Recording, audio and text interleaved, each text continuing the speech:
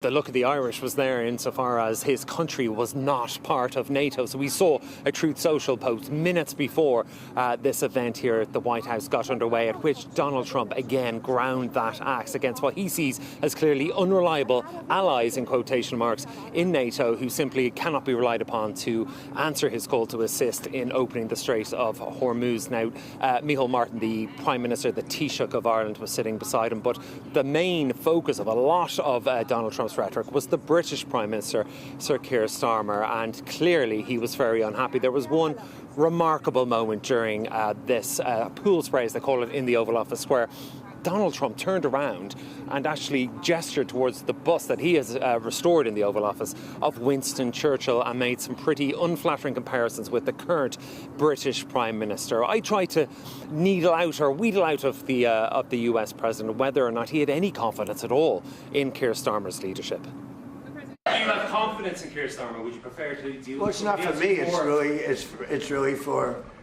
the people of the UK to have confidence. Of course, but is he? I've been very critical of Keir, and I did it in a friendly way. So you say he's a very nice man. I think he's a nice man. I think he's a nice man, but I disagree with him on two things primarily. His immigration policy is a disaster, and his energy policy is a disaster, and they're about the biggest policies you can have.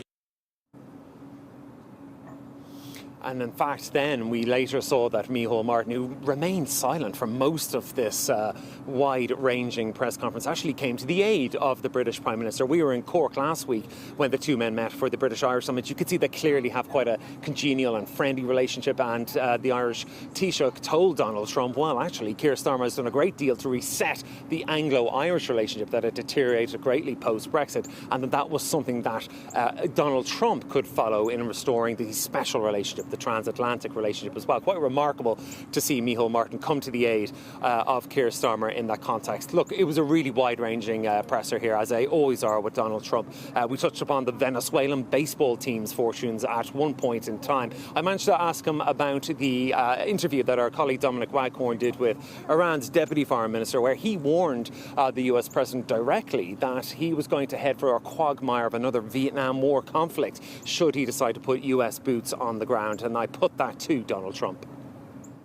The Iranian regime has told Sky News, if you put boots on the ground in Iran, it will be another Vietnam. Are you afraid of that?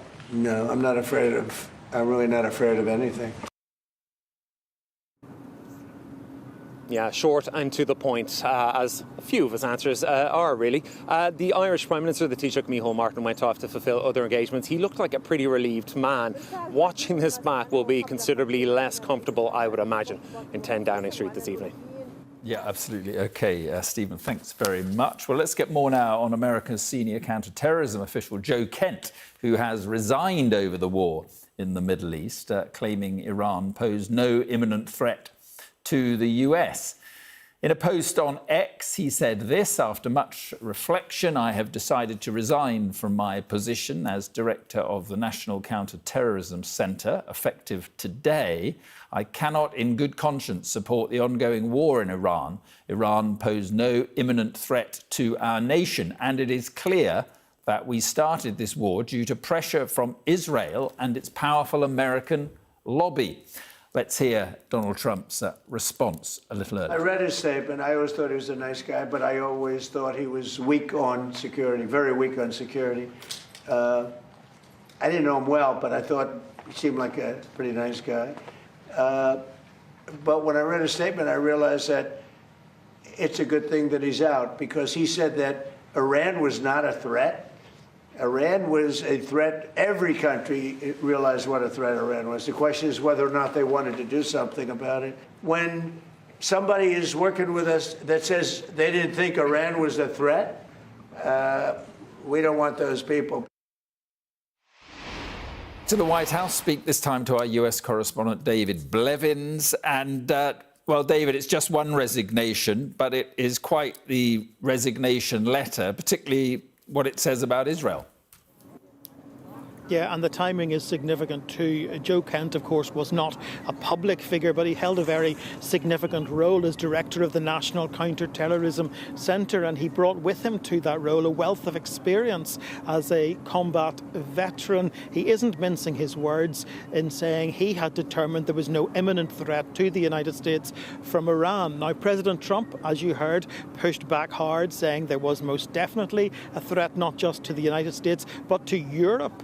He claimed, his press secretary Caroline Levitt doubled down on that, saying the president doesn't make this kind of decision in a vacuum. But clearly Donald Trump is very frustrated, and we witnessed twice today his go-to. He said Joe Kent is a nice guy but weak on security, just like he had said Keir Starmer is a nice guy but he's no Winston Churchill. He's effectively frustrated with one for suggesting there was no motivation that justified him going to war with Iran, and frustrated with the other for not responding to his plea for help to bring that war to an end.